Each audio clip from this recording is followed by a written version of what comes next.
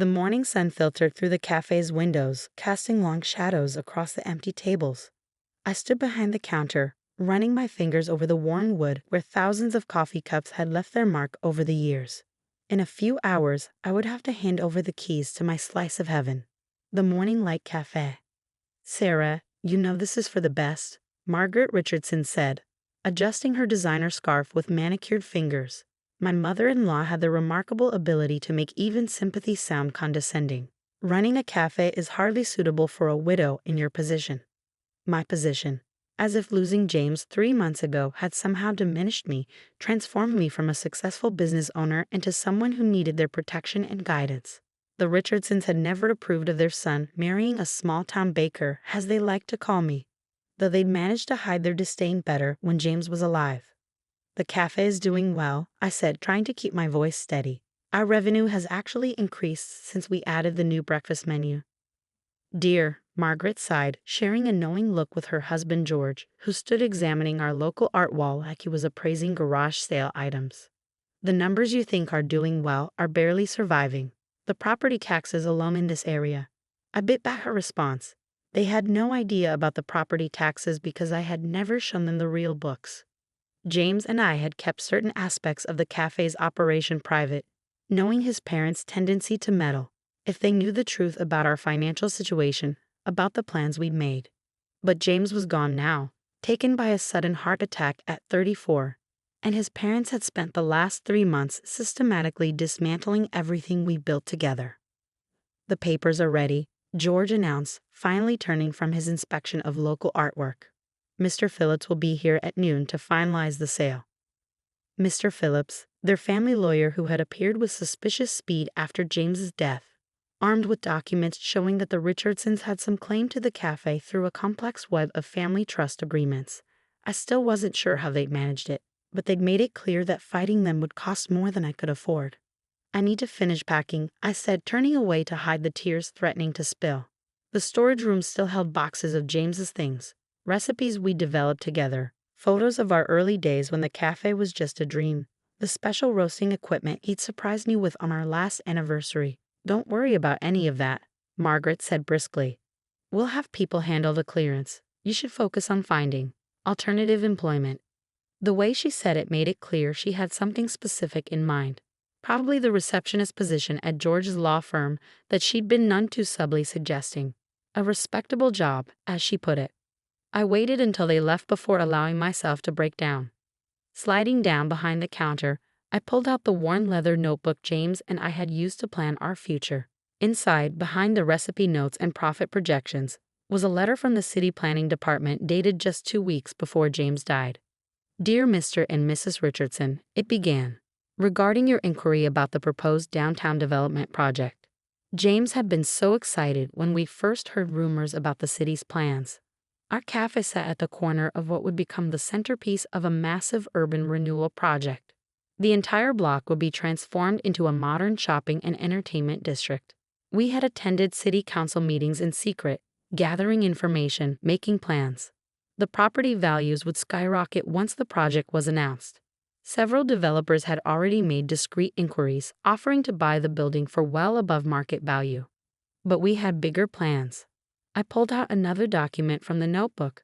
Architectural plans for an expanded version of Morning Light, incorporating the neighboring vacant lot we quietly purchased through a shell company James had set up. The new cafe would have been spectacular, with rooftop seating overlooking the planned central plaza. A knock at the front door startled me from my memories. Looking up, I saw David Chen, our regular customer and local real estate attorney, peering through the glass. I quickly wiped my eyes and let him in. "I heard about the sale," he said without preamble. "Sarah, you can't let them do this." "I don't have a choice," I replied, automatic response worn smooth from repetition. "They found some clause in the family trust." "There's always a choice," David insisted, pulling out a thick folder from his briefcase. "I've been looking into the property records. The way they're trying to claim ownership through the trust is questionable at best." "If you let me help." I shook my head. "I can't afford a legal battle, David. They drained me dry before we ever got to court." He started to argue but stopped, noticing something in my expression. David had been more than just a customer over the years. He'd become a friend, someone who understood the subtle dynamics at play. "There's something you're not telling me," he said slowly. I glanced at the clock, 10:45 a.m. The sale would be finalized in just over an hour.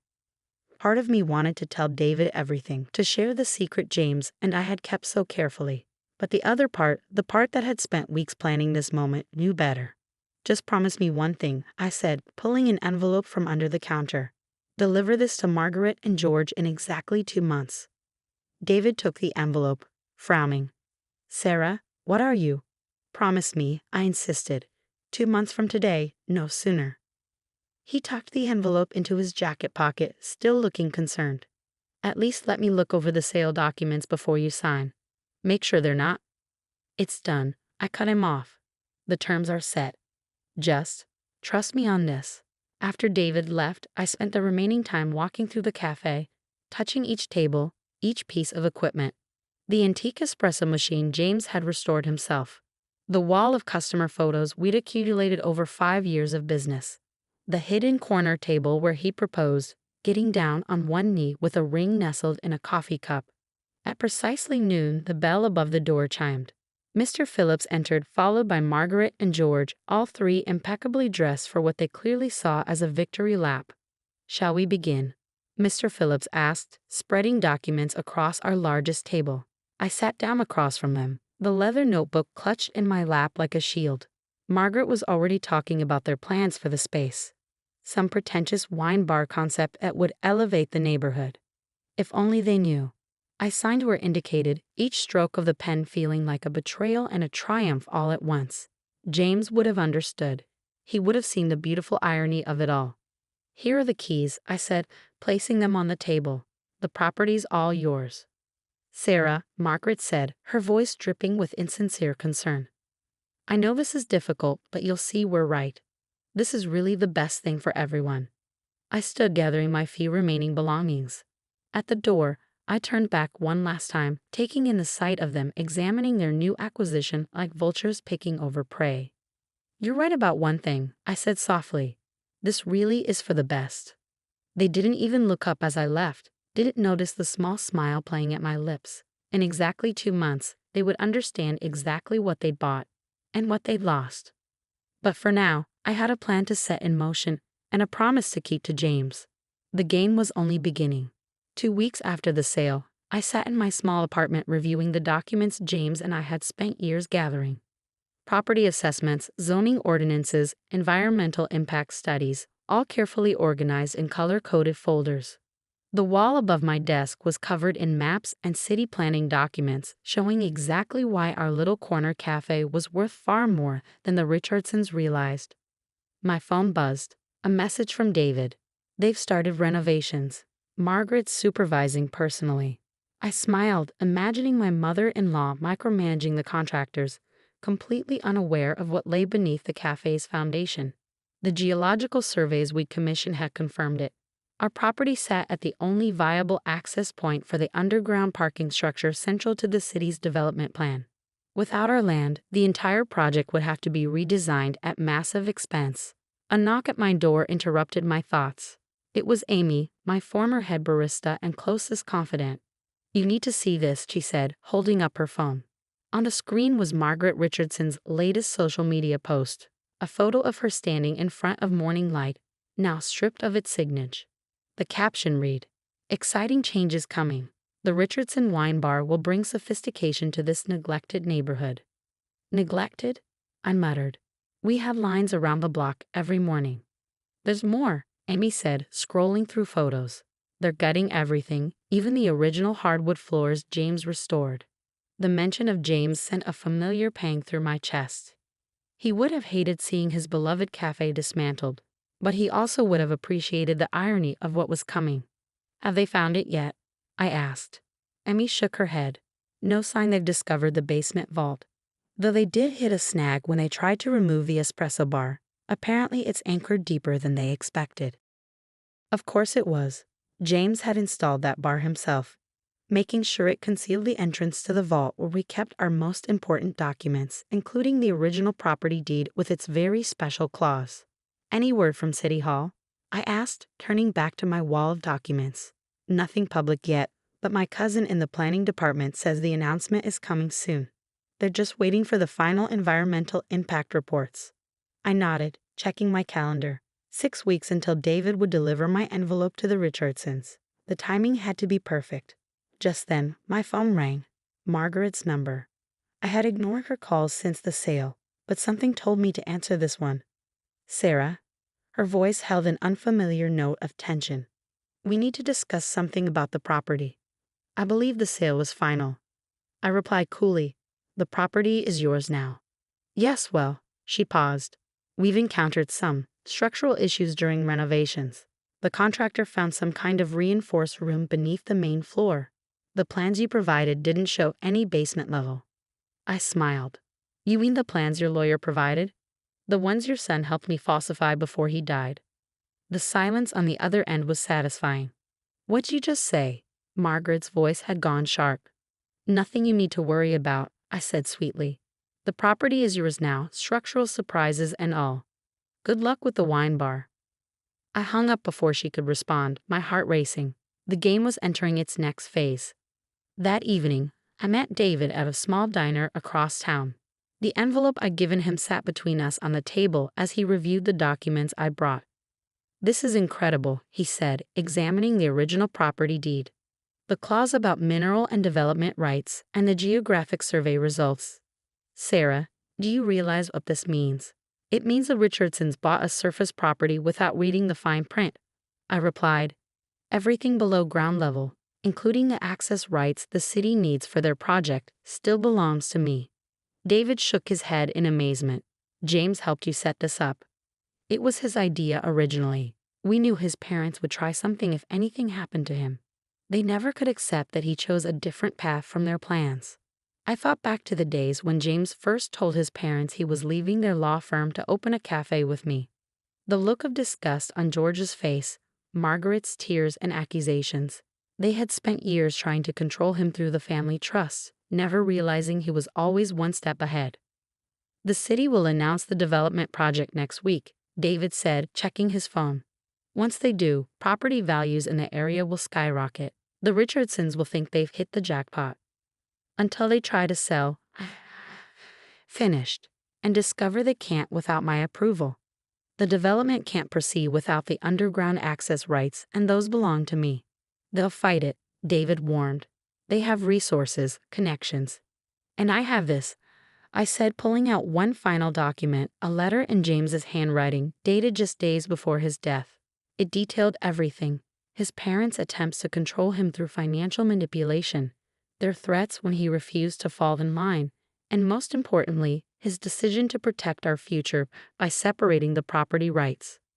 2 more weeks, I said, glancing at the calendar. Then the envelope gets delivered. The next few days passed in a blur of preparation. Through Amy's network of loyal customers, I kept tabs on the Richardsons' renovation progress.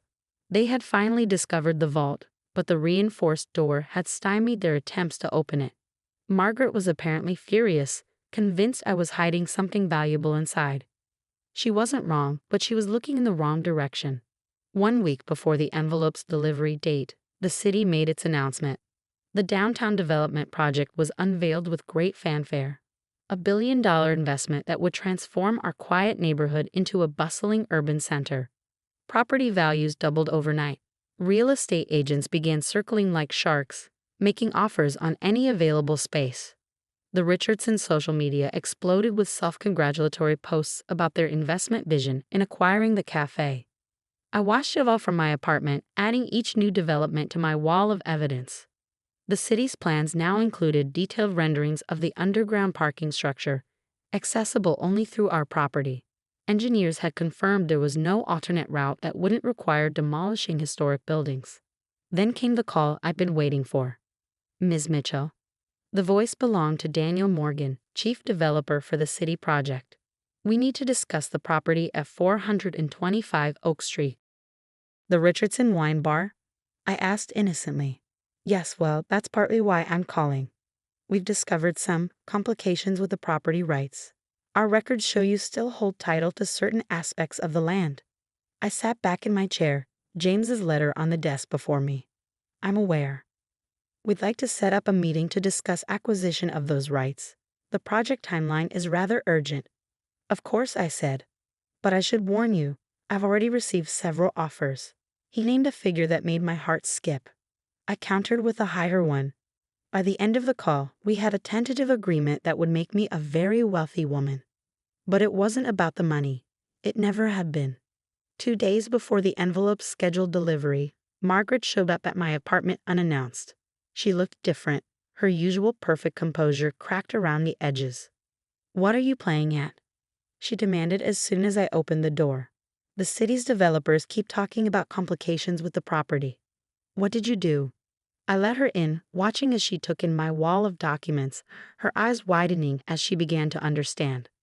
"James helped me protect our investment," I said simply. "He knew you tried to take the cafe after he was gone. So we made sure you could only take what we were willing to give up." "You can't do this," she whispered. "The property is ours. We have the paperwork." "You have the surface rights," I corrected. "Everything below ground, including the access rights the city needs for their billion-dollar project, belongs to me. James made sure of that before he died." Margaret sank onto my couch, her designer outfit suddenly looking out of place in my modest apartment. "Why?" she asked, her voice small. "Why would he do this to us?" "To you?" I couldn't hold back a bitter laugh.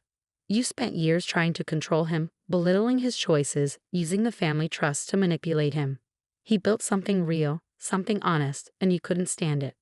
"We were protecting him," she protested. "The cafe, it was so beneath him." "The cafe was his dream," I cut in. "Our dream. And now it's going to pay for everything we planned together." I handed her a copy of the city's development plans, watching as she realized the full implications. The property she thought they'd snatch away from me for a bargain price was worthless without the rights I still held. "George will fight this," she said, but there was no conviction in her voice. "Good," I replied, "because in 2 days you're going to receive some very interesting documents. Things James wanted you to see after you showed your true colors." She left looking shaken, her perfect world crumbling around her. I watched from my window as she got into her luxury car, hands trembling as she gripped the steering wheel. The next day, I visited James's grave, bringing his favorite coffee blend and the news he would have loved to hear.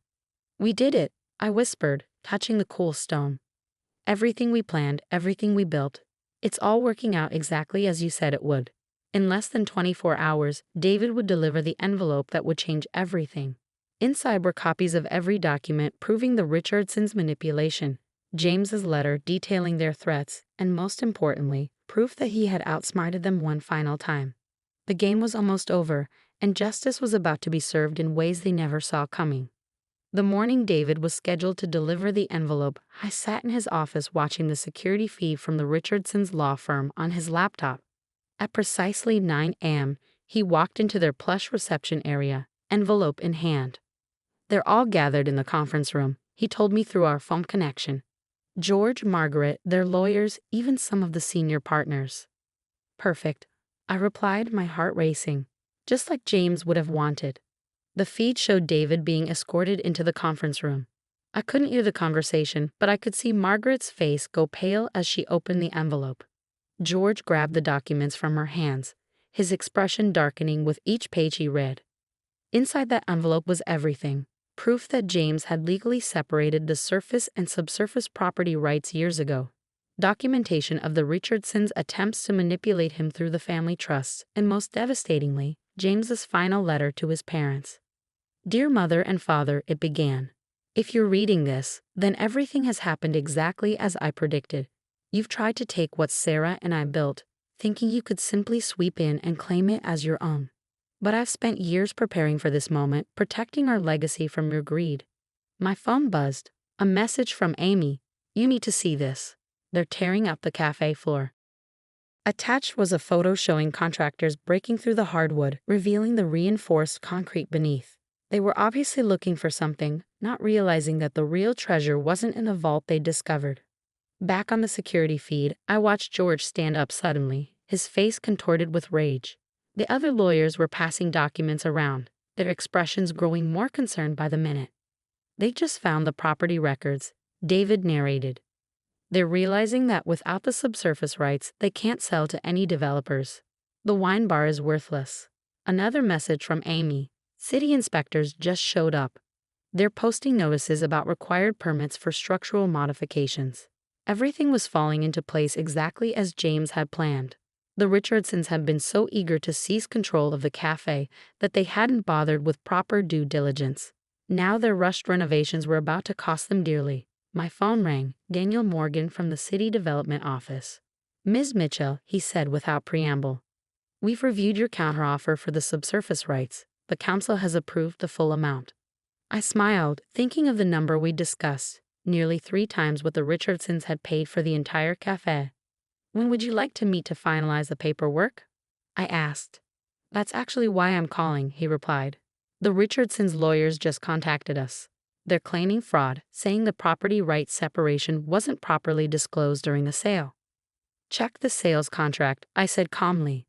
Page 17, paragraph 3, subsection B. They signed off on acquiring surface rights only to the property. It's in black and white. The security feed showed George storming out of the conference room, phone pressed to his ear. Moments later, my phone rang again. His number. "You planned this," he snarled when I answered. "You and James, you set us up." "No, George," I replied evenly. "You set yourselves up. You were so convinced you could bully and manipulate your way to what you wanted that you never bothered to read what you were actually buying." "We'll fight this," he threatened. "We have resources." "So do I." I cut in.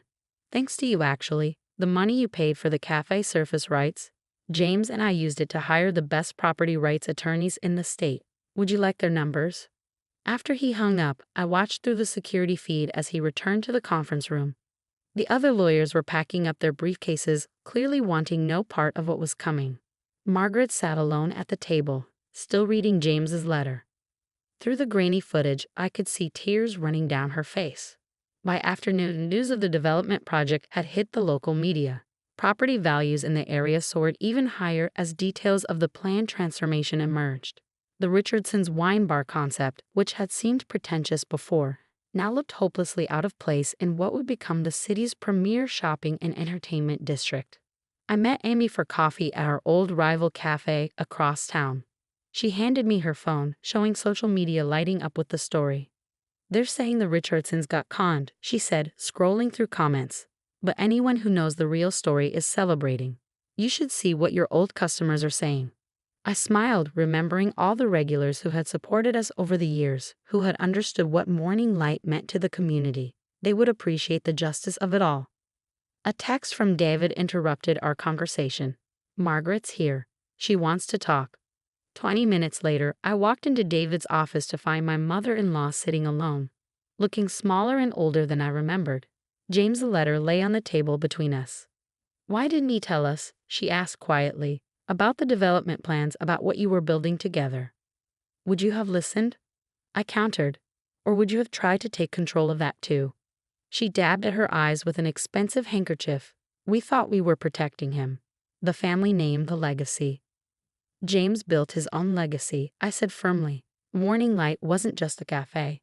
It was proof that he could succeed on his own terms, without your money or connections. "And now," she asked, "what happens now?" I pulled out the city's final offer for the subsurface rights, sliding it across the table. Her eyes widened at the number. "This is what you'll be fighting if you pursue legal action," I explained. "Every major developer in the city wants these rights. They'll wait years while you tie things up in court. But in the end, the property laws are clear. James made sure of that." "And the letter?" Her voice cracked. "The things he wrote about us, about how we treated him. That was his gift to you," I said softly. "One last chance to understand who he really was, what really mattered to him." I left her there with the letter and the contract, knowing she had decisions to make. The Richardsons could fight, spend years and fortunes in court, but they couldn't change what James had done. He had protected our dream, ensuring it would survive even without him. 2 weeks later, I stood watching as workers removed the Richardson wine bar sign from the cafe's facade. The sale of the subsurface rights had been finalized, making me wealthy enough to buy back the surface rights at twice what they had paid. Morning Light would reopen exactly as James and I had planned. The new design incorporated both the historic building and modern elements that would complement the development project. The rooftop garden we had dreamed of would happen after all. Amy supervised as our old equipment was moved back in, including James's beloved espresso machine. The contractors had never managed to open the vault, which was fine. Its contents had served their purpose. David joined me as I unlocked the front door, the familiar bell chiming above. "They're still in shock," he said, referring to the Richardsons. "George retired from the firm yesterday. Margaret hasn't been seen at the country club in weeks." I ran my hand along the counter, remembering all the mornings James and I had spent here, planning our future between serving customers. "It was never about hurting them," I said. "James just wanted them to understand that success doesn't always look the way they imagined it." The morning sun streamed through the windows, casting the same warm light that had given the cafe its name. On the wall, I hung a new photo. James on opening day 5 years ago, his smile radiant as he served our first customer. Below it, I placed a framed copy of the city's development plans showing Morning Light as the cornerstone of the transformed neighborhood. Exactly as we had envisioned it. My phone buzzed, a message from Margaret. "He would be proud of you, of what you've built, what you protected." Maybe it was a start. Maybe understanding comes in small moments, in realizations that arrive too late but matter anyway. I began preparing for our reopening, measuring coffee beans into the grinder James had calibrated perfectly. The familiar aroma filled the air as customers began lining up outside, drawn by the grand reopening sign and the promise of something both old and new. Morning Light would shine again, brighter than ever. Not just as a cafe, but as proof that sometimes the best revenge is simply staying true to your dreams, protecting what matters, and letting justice unfold in its own perfect time. James had known that all along. Now everyone else did too. "Ready to open?" Amy asked, tying on her apron. I touched the wedding ring I wore on a chain around my neck, feeling James's presence in every corner of the space we had created together. "More than ready," I replied, turning the sign to open. The morning light streamed in, and with it came the future we had planned. Different than we'd imagined, but no less beautiful for the change. Sometimes the fine print isn't about what you're giving up, but what you're protecting. Sometimes the greatest victory isn't in the battle, but in the quiet wisdom of preparing for it. And sometimes, just sometimes, justice tastes exactly like a perfect cup of coffee, served exactly where it was always meant to be.